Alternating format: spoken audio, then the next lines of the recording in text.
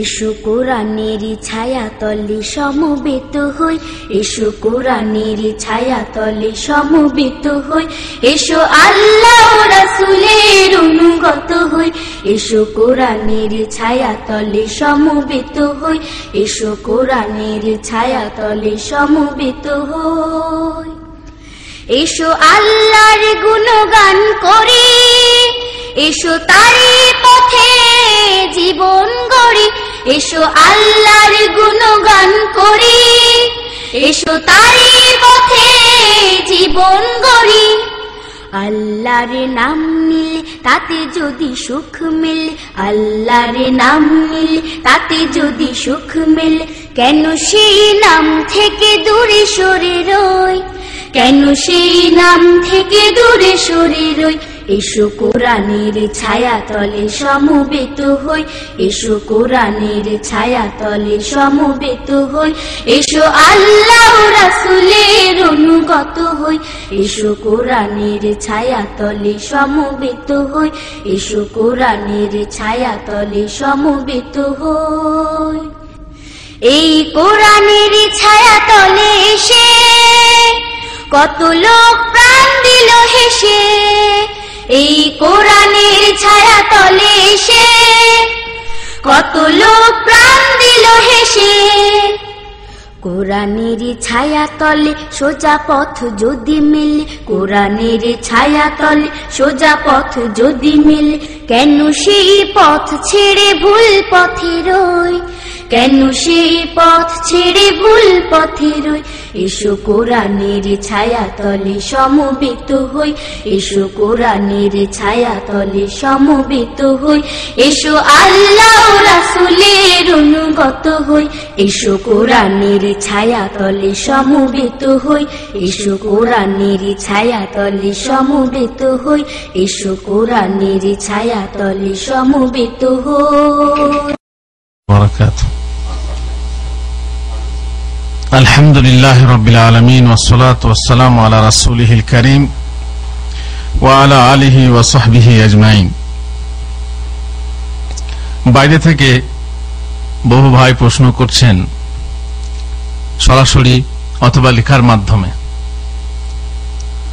তারা যেহেতু দেশের পরিস্থিতি খুবই খারাপ এবং এমন খারাপ যে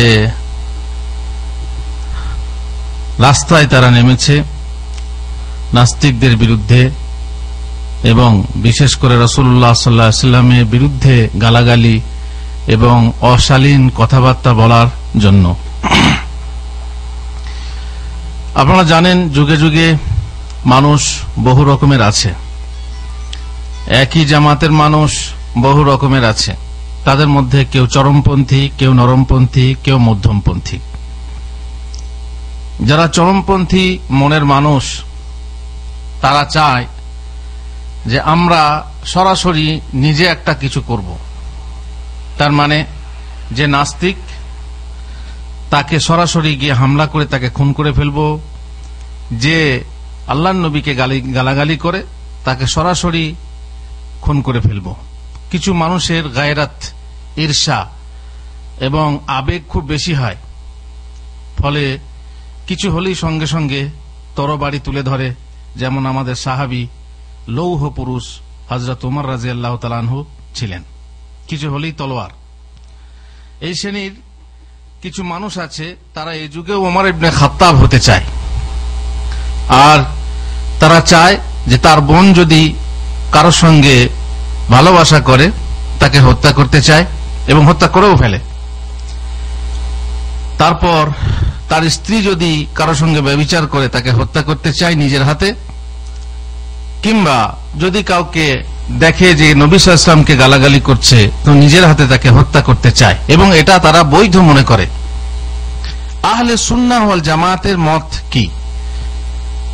যে এইভাবে সরাসরি যে ব্যভিচার করে তাকে হত্যা করা, কিংবা যে এমন কাজ করে যে সত্যি হত্যাযোগ্য তাকে হত্যা করা কি পাবলিক করতে পারে, নাকি সরকার হওয়া জরুরি?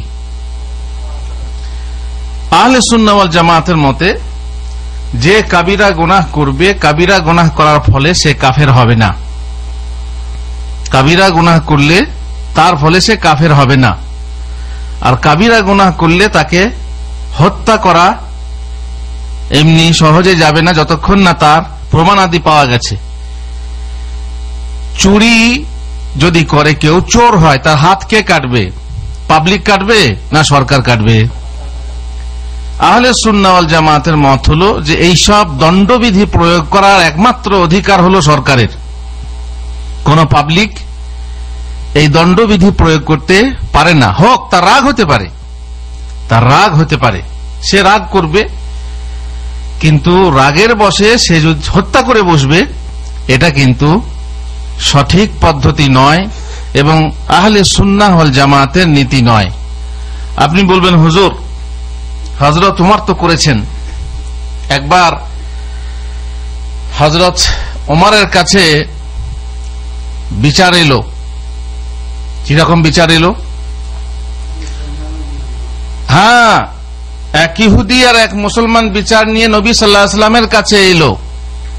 তো সেখানে নবী সাল্লাল্লাহু আলাইহি ওয়াসাল্লামের বিচার পছন্দ হলো না, ফলে সে বিচার কার কাছে গেল? আবু বকরের কাছে গেল। সেখানেও পছন্দ হলো না, তারপরে গেল কার কাছে? ওমরের কাছে। কিংবা কোন কোন রিওয়ায়াতে পরিষ্কার আছে যে আল্লাহ রাসূলের কাছ থেকে পরে সরাসরি ওমরের কাছে বিচার নিয়ে গেল। তারপরে সেখানে গিয়ে বলল যে এরকম ব্যাপার, আমরা রাসূলের কাছে গিয়েছিলাম কিন্তু সেখানে বিচার পছন্দ হয়নি, আমরা আপনার কাছে এসেছি, আপনি বিচার করে দেন। ওমর বললেন, সত্যি তাই? বলছি হ্যাঁ।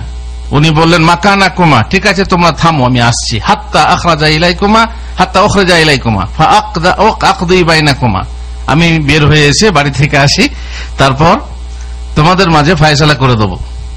তারপরে চাদরের নিচে একটা তলোয়ার লুকিয়ে নিয়ে এসে লোকটাকে হত্যা করে ফেললো, যে বলল যে আমি আল্লাহ রসুলের বিচারে সন্তুষ্ট নই।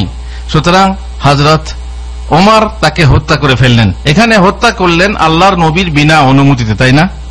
তাহলে বোঝা গেল, যদি এই শরীর কেউ বিরোধিতা করে, যেহেতু আল্লাহ তাআলা বলেছেন ফালা ওয়া রাব্বিকা লা ইউমিনুনা হাত্তা ইউহাক্কিমুকা ফীমা শাজারা বাইনাহুম, সে মুমিন হতে পারে না যতক্ষণ পর্যন্ত না তারা তোমাদেরকে তাদের কি বলে বিবাদ বিসম্বাদের বিচারভার কাকে অর্পণ করে? তোমাকে অর্পণ করে। সুতরাং আল্লাহর নবীর বিচার যারা পছন্দ করে না তারা কি? কাফের।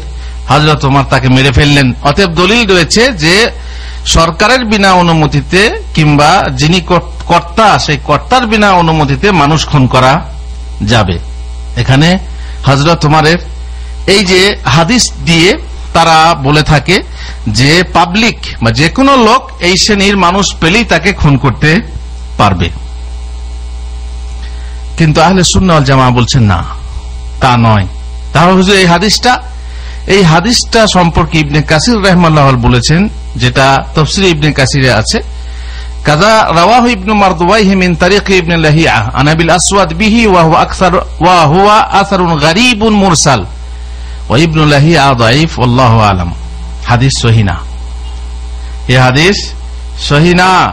যে বর্ণনা করা হয় এই বর্ণনাকৃত হাদিস সহিহ নয়।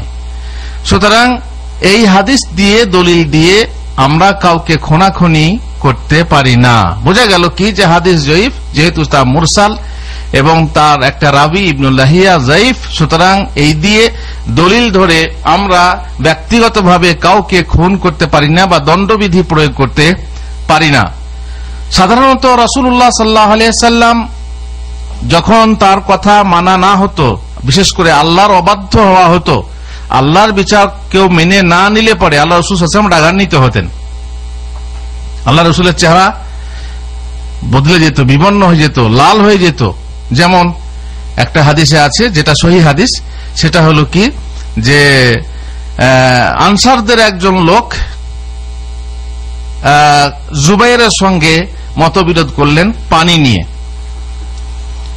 আনসারীর জমি ছিল বা মাজরা ছিল নিচে, আর জুবাইরের জমি ছিল কোথায়? ওপরে। ওপর থেকে যদি পানি আসে তো নিয়ম হলো পানি আগে কে পাবে? যার জমি ওপরে আছে, ঠিক আছে কিনা?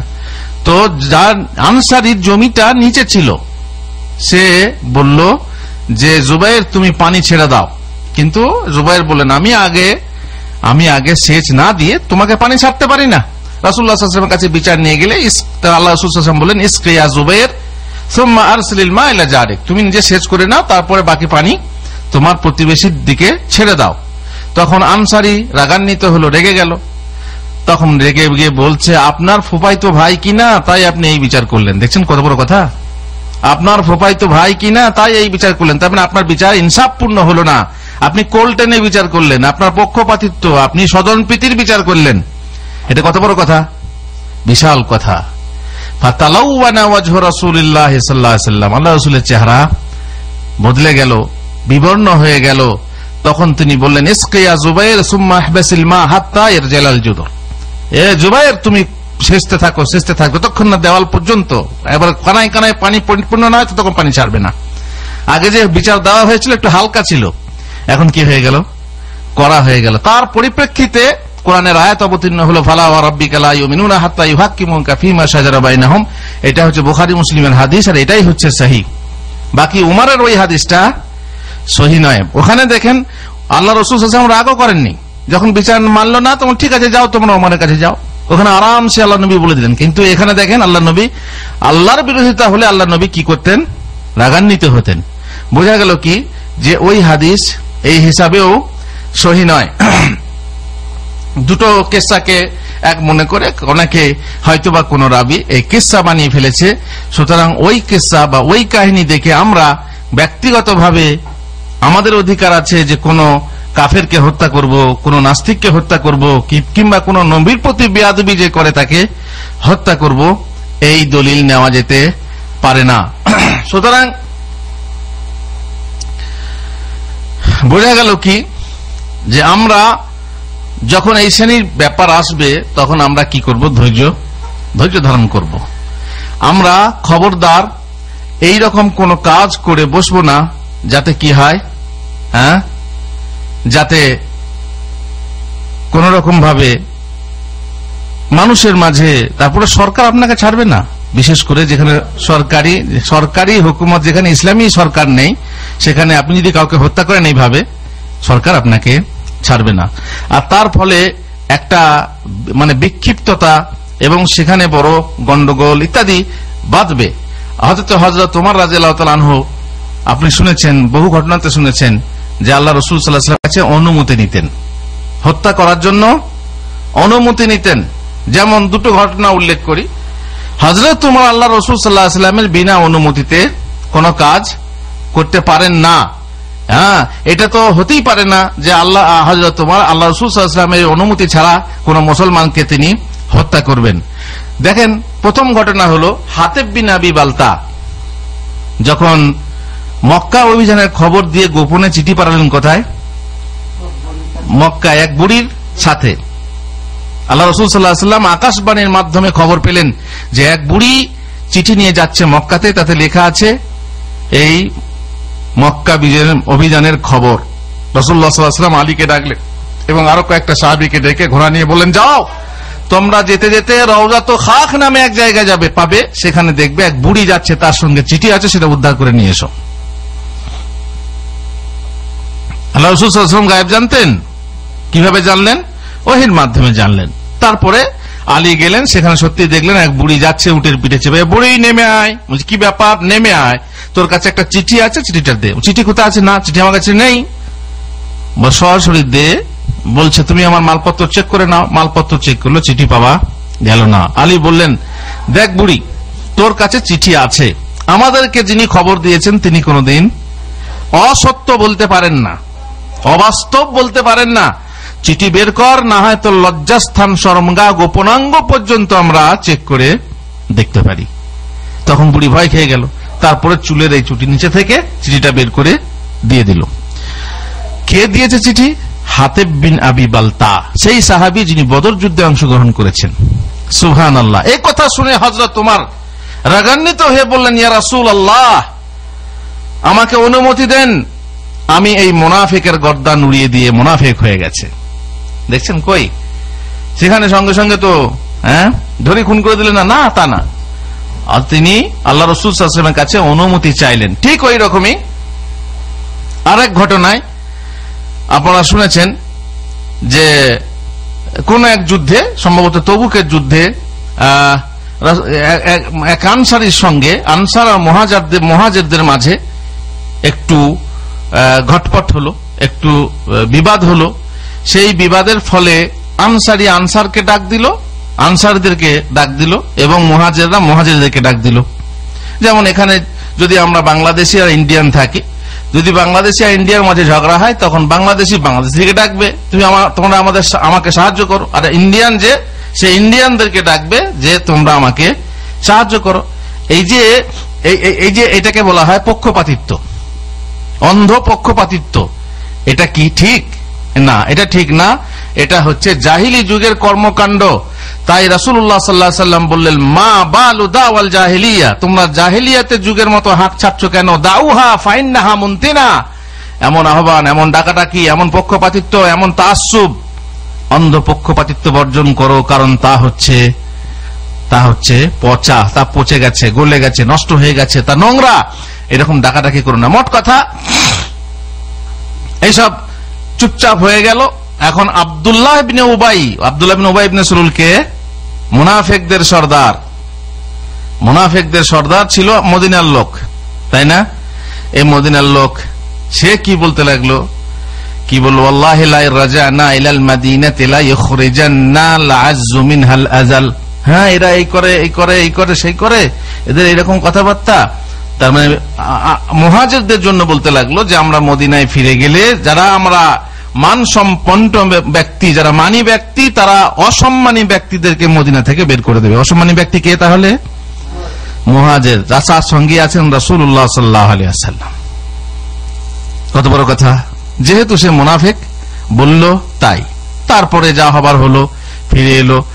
এই আব্দুল্লাহর ছেলে আব্দুল্লাহ, তিনি মুসলমান, তিনি মদিনার দরজায় দাঁড়িয়ে বললেন যে আমি আমার বাপকে ঢুকতে দেব না। ইয়া রাসূলুল্লাহ, যদি আপনি হুকুম দেন যে আব্দুল্লাহ সে এই কথা বলেছে, আমার বাপ এই কথা বলেছে এবং সে বিশাল কথা বলেছে, তাহলে আমাকে অনুমতি দেন, আমি আমার বাপের গর্দান নিজে উড়িয়ে দেবো। আমাকে অনুমতি দেন, আমি আমার বাপের গর্দান নিজের হাতে উড়িয়ে দেবো। কারণ যদি অন্য কেউ গর্দান আপনি হুকুম করেন এবং গর্দান ওড়ায়, তাহলে আমি জমিনের বুকে চলে ফিরে বেড়াবে আমার সামনে, আমি এটা সহ্য করব না। তারপরে দাঁড়িয়ে বলতে লাগলো, তার বাপ এলো। বাপ যখন এলো তখন বললে, তুমি মদিনায় ঢুকতে পাবে না যতক্ষণ না তুমি বলেছো যে তুমিই হচ্ছ অসম্মানী, তুমিই হচ্ছ নিকৃষ্ট, এবং রাসূলুল্লাহ সাল্লাল্লাহু আলাইহি ওয়াসাল্লাম উৎকৃষ্ট এবং তিনিই হচ্ছেন সম্মানী।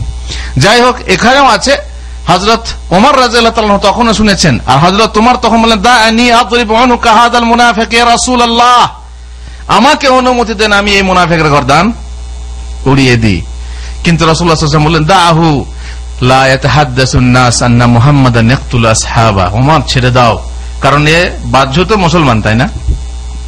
বাহ্যত মুসলমানদের সঙ্গে নামাজ পড়ে, মুসলমানদের সঙ্গে জিহাদেও গেছে, ওই যে মুসলমানদের সঙ্গে ওঠা বসা করে। এখন যদি আমরা হত্যা করি, তাহলে হত্যার অনুমতি দিই, তাহলে লোকেরা বলবে, আরব বলবে যে দেখো মুহাম্মদ নিজের সঙ্গী সাথীদেরকেও হত্যা করছে। এখানে হিকমত অবলম্বন করে রাসূলুল্লাহ সাল্লাল্লাহু আলাইহি ওয়াসাল্লাম ওমরকে হত্যা করতে অনুমতি দিলেন না। বোঝা গেল কি, যে হযরত ওমর যখন কাউকে হত্যা করার ব্যাপার হতো তখন অনুমতি নিতেন, এ নয় যে নিজের ইচ্ছা মতো হত্যা করতেন। সুতরাং প্রথম কাজ যে ঘটনা, সে ঘটনা ঠিক নয়, এটা আমি স্পষ্টভাবে বুঝতে পারছি। যদিও আমাদের বহু হুজুর আছে, বহু জিহাদি হুজুর, এমনি বহু হুজুর আছেন যারা কানে আঙ্গুল দিয়ে বা এমনি গলা বাজিয়ে এইভাবে এই হাদিসগুলো প্রয়োগ করে মানুষকে জিহাদে উদ্বুদ্ধ করে এবং যুবকদের আবেগকে ফুটন্ত ঘোড়ার মতো তাদের রক্তকে ফুটন্ত করে তোলে এবং জিহাদে উদ্বুদ্ধ করে। আর তারা ভাবে কি এটাই জিহাদের ময়দান দেখে না, তারা জিহাদের ময়দান খুঁজে পায় না, বরং যেখানে থাকে সেখানেই ভাবে কি একে ওকে হত্যা করা, এখানে ওখানে বোম ফাটানো, এটাই হচ্ছে কি জিহাদ। হুজুর, আপনি যে কইলেন এটা ঠিক, কিন্তু আরেকটা হাদিস আছে যে এক অন্ধ সাহাবী তার স্ত্রীকে হত্যা করেছিলেন, কেননা সে নবী সাল্লাল্লাহু আলাইহি ওয়াসাল্লামকে গালাগালি করত। এটা কি ঠিক না? এই হাদিসটা তো সহিহ। আপনাদের মুহাদ্দিস আলবানী হাদিসটাকে সহিহ বলেছেন। আবু দাউদের হাদিস, যে একজন অন্ধ সাহাবী, যিনি একজন অন্ধ সাহাবী যিনি তার স্ত্রীকে হত্যা করেছেন। তার আগে আর দুটো ঘটনা বলি, তারপর বলছি। আর একটা আছে যে যখন কোন দণ্ডবিধি প্রয়োগ করতে হবে তখন জরুরি কার? সরকারের। অবশ্য কৃতদাস দাসীর ক্ষেত্রে সরকারের দরকার নেই। কৃতদাস দাসীর ক্ষেত্র কি এখন আছে? বর্তমানে নেই। কৃতদাস দাসীর ক্ষেত্র শেষ হয়ে গেছে। কোথাও কোথাও থাকতেও পারে, কিন্তু আমাদের দেশে নেই। সবাই মানুষ স্বাধীন। আর শরীয়তের একটা নীতি হলো যে কৃতদাস দাসীর ক্ষেত্রে যদি দণ্ডবিধি প্রয়োগ করতে চান তাহলে পরে প্রশাসন বা শাসকের অনুমতির প্রয়োজন, সরকারের অনুমতির প্রয়োজন হবে না। এটা একটা ফিকহি মসলা। আর তার দলিল হচ্ছে এই হাদিসগুলো যেগুলো বলা হচ্ছে, এবং ওরা যেটা মনে করছে যে এই হাদিস দিয়ে প্রমাণ হয় যে সরকারের বিনা অনুমতিতে বা সরকারের অথরিটি ছাড়া আমরা অপরকে বা যে কোনো অপরাধীকে হত্যা করতে, খুন করতে কিংবা হাত কাটতে পারি। কি আয়েশা রাদিয়াল্লাহু তাআলা আনহা একটা গোলামের হাত কেটেছিলেন চুরি করেছিল বলে, উনি সরকারের অনুমতি নেননি। সুতরাং বোঝা গেল কি যে ব্যক্তিগতভাবে কি করা যায়? ব্যক্তিগতভাবে দণ্ডবিধি প্রয়োগ করা যায়, চোরের হাত কাটা যায়, এবং যে হত্যাযোগ্য হবে, যদি কেউ বিবাহিত ব্যভিচারী হয় তাহলে তাকে হত্যা করা যায় ইত্যাদি। এখন আপনার বাড়ির লোকের মধ্যে, যেমন বোনের কথা বললাম, কিংবা আপনার মেয়ে যদি ব্যভিচার করে তাহলে তাকে আপনি হত্যা করতে পারেন? এদের মতে পারবে। তার কারণ এই যে সাহাবী তার স্ত্রীকে হত্যা করলেন, বোনকে হত্যা করতে পারেন, মেয়েকে হত্যা করতে পারেন, কিন্তু না, কারণ এই ঘটনা হলো কিসের ঘটনা? যে প্রভু তার কৃতদাস বা কৃতদাসীর ক্ষেত্রে দণ্ডবিধি প্রয়োগ করতে পারে, তারই হাদিস। তেমনি অন্য একটা হাদিস আছে, ইবনে ওমর তার পালিয়ে যাওয়া এক গোলামের হাত কেটেছিলেন যে চুরি করেছিল। ওই রকমই একটা হাদিসে আছে যে হাফসা রাদিয়াল্লাহু তাআলা আনহা এক কৃতদাসীর কে হত্যা করেছিলেন যে জাদু করেছিল। তো এগুলো বোঝা যাচ্ছে কি যে এগুলো সব কৃতদাস এবং কৃতদাসীর ক্ষেত্রে। ঠিক ওই রকমই এটাও, যেটা যে বলা হয় যে অন্ধ সাহাবী তার একজন স্ত্রী ছিল, আসলে স্ত্রী না, সে হচ্ছে উম্মে ওয়ালাদ, আর সে ছিল ইয়াহুদি। উম্মে ওয়ালাদ মানে কৃতদাসী। আর আপনারা জানেন যে কৃতদাসীও স্ত্রীর মতো, তাই না?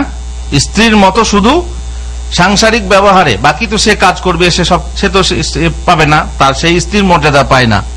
সে ছিল ইয়াহুদি, আর ইয়াহুদি কৃতদাসী। সে কিন্তু আল্লাহর নবীকে গালাগালি করত, কখনো কখনো গালাগালি করত। এক সময় যখন গালাগালি করলো তখন অন্ধ সাহাবী একটা ছুরি নিয়ে তার পেটের উপরে চেপে পেটে মেরে দিল। তার ফলে সে রক্তাক্ত হয়ে মারা গেল। এরপরে রাসূলুল্লাহ সাল্লাল্লাহু আলাইহি ওয়াসাল্লামের কাছে খবর গেল যে অমুক সাহাবী একজন তার স্ত্রীকে বা তার সন্তানের মাকে, তার দুটো সন্তান ছিল, খুব ভালো ভালো বলা হয়েছে মতির মতো দুই সন্তান ছিল, কিন্তু আল্লাহ রসুলের প্রতি যেহেতু সে গালাগালি করত, তো তার আবেগ এবং তার মানে হিংসা এমন হলো যে আল্লাহ রসুলকে গালাগালি করো তুমি, তারপরে সে হত্যা করেছিল। রাসূলুল্লাহ সাল্লাল্লাহু আলাইহি ওয়াসাল্লামের কাছে যখন খবর গেল তখন তিনি বললেন, আলা ইশহাদু আন্না দামাহা হাদির, তোমরা সাক্ষী থেকো এর খুন মাফ। তার মানে খুনের বদলে খুন সাহাবীকে করা হবে না। কেন তাহলে আল্লাহ রাসূল সাল্লাল্লাহু আলাইহি ওয়াসাল্লাম জানার পরেও সাহাবীকে শাস্তি দিলেন না? যদি অনুমতি না থাকতো, যদি বৈধ না হতো, তাহলে সে স্ত্রীকে হত্যা করলো, অথচ আল্লাহর নবী কিছু বললেন না। বোঝা গেল কি, যদি কেউ আল্লাহর নবীকে গালি দেয় তো আমরা সরাসরি গিয়ে তাকে হত্যা করতে পারি। এই হাদিস থেকে দলিল নিয়ে তারা এই কথা বলছে। আমাকে অনেকে টেলিফোন করে, অনেকে ফেসবুকের মাঝে লিখে বলল যে এই হাদিস সম্পর্কে আপনার মত কি। অতএব সেই মতটা আজকে আমি ব্যক্ত করছি যে এই হাদিস হলো কৃতদাসীর ব্যাপারে, এবং কৃতদাস দাসীর ব্যাপারে নিজে দণ্ডবিধি প্রয়োগ করা যায়। বাকি স্বাধীন মানুষের ব্যাপারে কোনো ব্যক্তিগতভাবে কোনো মানুষ দণ্ডবিধি প্রয়োগ করতে পারে না যতক্ষণ না সরকারের অনুমতি থাকবে অথবা পাওয়ার থাকবে। বোঝা গেল কি যে এই হাদিস স্বাধীন ব্যক্তির ব্যাপারে না, কৃতদাসী বা কৃতদাস ব্যক্তির ব্যাপারে সেই হাদিসের দলিল নিয়ে আমরা এইভাবে ব্যক্তিগত কোনো দণ্ডবিধি প্রয়োগ করতে পারি না। এখন যদি মনে করেন যে কোন স্ত্রী ব্যভিচার করে, তাহলে সে কি স্ত্রীকে কি করতে পারে? দণ্ড কাছে, যদি অবিবাহিত হয় তাহলে কি করতে হয়? 100 চাবুক, তাই না? কিন্তু আমাদের দেশে দেখেছেন অবিবাহিত বোনকে, অবিবাহিত মেয়েকে মেরে ফেলছে, খেতে হয় কি? চাবুক। কিন্তু চাবুক না দিয়ে কি করছে? হত্যা করে ফেলছে। এটা কিসের বসে? হিংসা বসে, সম্মানে আঘাত লাগে, বংশের সম্মান নষ্ট করে দিল, বংশের সম্মান উড়িয়ে দিল, তাই তাকে হত্যা করা হয়। অথচ তার হত্যা শাস্তি নয়, শাস্তি কি?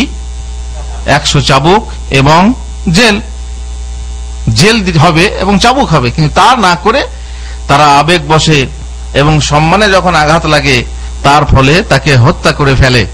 কিন্তু এটা শরীয়তের বিধান না। শরীয়তের বিধান হলো, যদি তুমি একান্তই তাকে শাস্তি দিতে চাও তাহলে সরকারের কাছে অভিযোগ করো।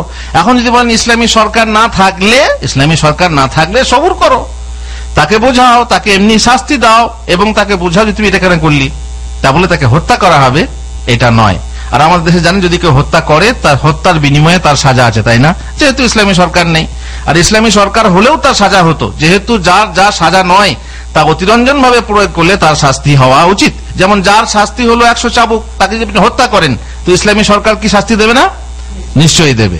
এইরকমই একটা ঘটনা আপনারা জানেন যে হিলাল বিন উমাইয়া তার স্ত্রীকে অপবাদ দিল, অপবাদ না সত্যি, শারিক বিন সাহমার সঙ্গে তার সম্পর্ক আছে।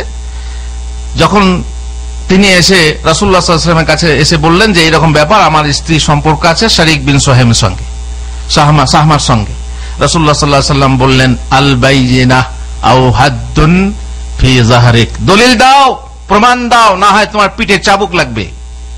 দেখছেন, একটা স্বামী তার স্ত্রীকে পরিষ্কার দেখছে যে সে ব্যভিচার করে, জানে যে ব্যভিচার করছে, তত কি করতে হবে? প্রমাণ দিতে হবে। আর প্রমাণ দিতে না পারলে অপবাদ দেওয়ার বিনিময়ে কি লাগবে? চাবুক লাগবে। কত চাবুক লাগবে? 80 চাবুক লাগবে। ওই রকমই একটা হাদিসে আছে, কে মুগিরা বলছেন, সাদ ইবনে উবাদা, তিনি বলছেন যে আমি যদি আমার স্ত্রীকে দেখি যে কোন এক পুরুষের সঙ্গে শুয়ে আছে, তাকে তরবারির ধারালো দিকটা দিয়ে হত্যা করব, তরবারির ধারালো দিকটা থেকে হত্যা করব। এই কথা রাসূলুল্লাহ সাল্লাল্লাহু আলাইহি ওয়াসাল্লামের কাছে গেলে রাসূলুল্লাহ সাল্লাল্লাহু আলাইহি ওয়াসাল্লাম বললেন আতা'জাবুনা মিন গায়রাতি সাদ, তোমরা সাদের এই কথায় অবাক হচ্ছ? ওর থেকে বেশি ঈর্ষা আমার, আর এর থেকে বেশি ঈর্ষা আল্লাহর। এখানে এই কথাটা অর্থ এই নয় যে দেখতে পেলেই আমি তাকে হত্যা করব, তা না। কি লাগবে? সাক্ষী লাগবে। আর সাক্ষীটা কি? সেটা হচ্ছে ওই সাহাবী বলেছিলেন যে, হিলাল বলেছিলেন, ফাকাল, যখন বললেন যে তোমার পিঠে চাবুক লাগবে না, প্রমাণ নিয়ে এসো না, চাবুক লাগবে, তখন বলে ইয়া রাসূলুল্লাহ ইযা রাআ আহাদুনা আলা ইমরাতিহি রাজুলান ইয়ানতালিকু ইয়ালতামিসুল বাইয়িনা, যখন তার স্ত্রীকে, কেউ তার স্ত্রীকে দেখবে, তার স্ত্রীর উপরে কেউ শুয়ে আছে, সে তাকে না মেরে সে 4টে সাক্ষী আনতে যাবে, 4টে সাক্ষী আনতে আনতে তো সব শেষ, 4টে সাক্ষী আনতে আনতে সব শেষ হয়ে যাবে। সুতরাং এটা কি করে সম্ভব? ফাজা আলা ইয়াকুল, আল্লাহ নবী একই কথা বলতে থাকলেন, আল বাইয়িনা ওয়া ইল্লা হাদ্দুন ফি যাহরিক, প্রমাণ নিয়ে এসো, না হয় তোমার পিঠে চাবুক লাগবে। এখান থেকে আমরা মোটামুটি যেটা বুঝতে পারি যে ব্যক্তিগতভাবে কোন দণ্ডবিধি প্রয়োগ করা আহলে সুন্নাহর নীতি না। যদিও বহু যুবক, আমি জানি আল্লাহর নবীর বিরুদ্ধে গালাগালি করলে, আল্লাহর বিরুদ্ধে গালাগালি করলে কার না রক্ত গরম হয়, তাই না? কিন্তু রক্ত গরম হওয়ার, দেখেন, প্রত্যেক আবেগের লাগাম থাকা ভালো। আবেগের গতিবেগ বাড়ানো ঠিক না। আবেগ থাক, কিন্তু তার কন্ট্রোল থাকা দরকার। আপনার রাগ থাক, কিন্তু রাগের লাগাম থাকা দরকার। আপনার সুন্দর গাড়ি, স্পিডওয়ালা গাড়ি থাক, 500 স্পিডে ছুটুক, কিন্তু গাড়ির ব্রেক থাকা দরকার। যদি ব্রেক না থাকে তাহলে অ্যাক্সিডেন্ট অনিবার্য। সুতরাং আমরা, আমাদের রাগ হবে ঠিকই, কিন্তু আমরা সেই রাগকে কিভাবে প্রয়োগ করব? আমরা আল্লাহ নবীর বিরুদ্ধে যে গালাগালি হচ্ছে তার কিভাবে শাস্তি বা কিভাবে প্রতিবাদ করব, সেগুলো ওলামাদের কাছে শিখে নিয়ে গিয়ে সেইভাবে প্রতিবাদ করতে হবে। অশান্তি নিয়ে এসে আমরা সরাসরি আইন নিজের হাতে তুলে নেব, কি নিজের হাতে আমরা দণ্ডবিধি প্রয়োগ করতে যাব, আর যেখানে সেখানে যাকে পাবো তাকেই খুন খারাপি করা শুরু করব, এটা কিন্তু আহলে সুন্নাহর নীতি নয়। সুতরাং আজকে শুধু এই কথাটাই বললাম যে বারবার আমাকে প্রশ্ন করা হচ্ছে টেলিফোনের মাধ্যমে এবং ফেসবুকে লেখার মাধ্যমে, সেটা ওই বিশেষ করে এই হাদিসটা যে সাহাবী, অন্ধ সাহাবী তার স্ত্রীকে খুন করেছিলেন, আসলে সেই স্ত্রী না, উম্মুল ওয়ালাদ, স্ত্রীর মতোই উম্মুল ওয়ালাদ, এবং সে ছিল ইহুদি, আর তার সঙ্গে সে ছিল কৃতদাসী। আর কৃতদাস দাসীর ক্ষেত্রে দণ্ডবিধি প্রয়োগ করার জন্য প্রশাসনের অনুমতি লাগে না। আর আমরা যে সমস্ত মানুষ যদি খুন করতে যাই, সব তো স্বাধীন মানুষ, তাই না? তাদেরকে খুন করার ব্যাপারে আমাদের সরকারের অনুমতি লাগবে। ইসলামী সরকার না হলে আমরা সেরকম তৎপরতা করব না। আমরা মক্কায় বাস করলে পরে মদিনার মতো আচরণ কেন করব? আমরা যদি দেখি আমাদের পরিবেশ এখন মক্কার, তো মদিনার মতো আচরণ করা যাবে? মদিনার আচরণ হযরত ওমর করতে পারেননি, তিনি অনুমতি নিয়েছেন কার কাছে? রাসূল সাল্লাল্লাহু আলাইহি ওয়াসাল্লামের কাছে, সরকারের কাছে। সুতরাং আমাদেরও সেরকম দরকার। আমাদের আবেগ থাক, কিন্তু আমাদের আবেগের লাগাম থাকা দরকার। আমাদের গতি থাক, কিন্তু গতিতে ব্রেক থাকা দরকার। আমাদের রক্ত ফুটন্ত হোক, কিন্তু আল্লাহর জন্য ঈর্ষা হোক, রাসূলের জন্য আমাদের আবেগ হোক, কিন্তু এই নয় যে আমরা এমন কিছু করে বসি যাতে ইসলামের বেশি ক্ষতি। এইসব ক্ষেত্রে দেখবেন খুন খারাপের ক্ষেত্রে এই যে সন্ত্রাস বলুন আর যাই বলুন, এসে ইসলামের লাভ বেশি হয় না, কি হয়? এতে ইসলামের ক্ষতি বেশি হয়। যেখানে জিহাদ আছে, যেখানে জিহাদের ময়দান আছে, সেখানে যান, জিহাদ করুন। কিন্তু যেখানে জিহাদের ময়দান না, জিহাদের শর্ত কি, জিহাদ কখন করতে হবে, কিভাবে করতে হবে, জিহাদ হাতের জিহাদ আছে, কলমের জিহাদ আছে, মুখের জিহাদ আছে, মালের জিহাদ আছে, এক একটা জিহাদের পর্যায়ে আছে, সেই জিহাদ করতে থাকুন। কিন্তু সব জিহাদ বাদ দিয়ে যারা জিহাদ করে না তারা মুসলমান নয়, তারা মুনাফিক ইত্যাদি ফতোয়া দিয়ে যুবকদেরকে উদ্বুদ্ধ করে পরিষ্কার বলছে যারা মুসলমান নয়, কারণ এরা কোরআনের আয়াত মানে না। কারণ আল্লাহ তাআলা কি বলছেন? জাহিদুল মুনাফিকিন জাহিদুল কুফার ওয়াল মুনাফিকিন, কাফের মুনাফিকদের বিরুদ্ধে জিহাদ করতে হবে। আমরা চুপচাপ বসে আছি। আজকে একজন বলছে আহলে হাদিসরা হাদিস বুঝে না, তারা হাদিস পড়ে হাদিস বুঝে না, তার কারণ তারা হাদিসে আমল করে না। একজন বলছে আহলে হাদিসরা কি করে, দেশে এত কিছু হচ্ছে, এত বিক্ষোভ হচ্ছে, এত খুনাখুনি হচ্ছে, এত ভাঙচুর হচ্ছে, আহলে হাদিসরা কোথায়? কাউকে বলছে তবলিগীরা কোথায়? আরে ভাই, এত লক্ষ লক্ষ মানুষের মাঝে এখানে আহলে হাদিস নেই? সেখানে কি কোনো তবলিগী নেই নাকি? সবাই তোমাদের দল? এটা কি করে হতে পারে? এই ধরনের অপবাদ দিয়ে মানুষের মনের বিচার করা, গায়েবী খবর নিয়ে মানুষের বিচার করা, এরা জানে না, এরা বুঝে না, তার মানে নিজেদের অহংকার প্রকাশ করা ভালো লোকের দলিল না। তোমাদের দ্বারা ইসলামী আইন প্রতিষ্ঠা সম্ভব নয়। ইসলামী আইন প্রতিষ্ঠা করতে হলে রাসূলুল্লাহ সাল্লাল্লাহু আলাইহি ওয়াসাল্লামের যে পদ্ধতি, সেই পদ্ধতি ব্যবহার করতে হবে। অহংকারের মাধ্যমে আর শুধু আবেগের মাধ্যমে, শুধু রক্ত গরম করে ইসলামী আইন প্রতিষ্ঠা হয় না। ইসলামী আইনের পদ্ধতি আছে, ইসলামী আইন প্রতিষ্ঠার পদ্ধতি আছে। জিহাদ, যেখানে জিহাদের ময়দান আছে জিহাদ করো, কেউ মানা করেনি। কিন্তু যেখানে জিহাদের ময়দান নেই সেখানে জিহাদ করে চিল্লিয়ে আচ্ছা, যে পদ্ধতি আছে সেই পদ্ধতি মেনে চলো। ওলামাদের সঙ্গে ওঠা বসা করো, ওলামাদের পরামর্শ নাও। না উল্টে বলে কি ওলামারা হাদিস বোঝে না, ওলামাদেরকে জ্ঞান দিতে আসে এরা।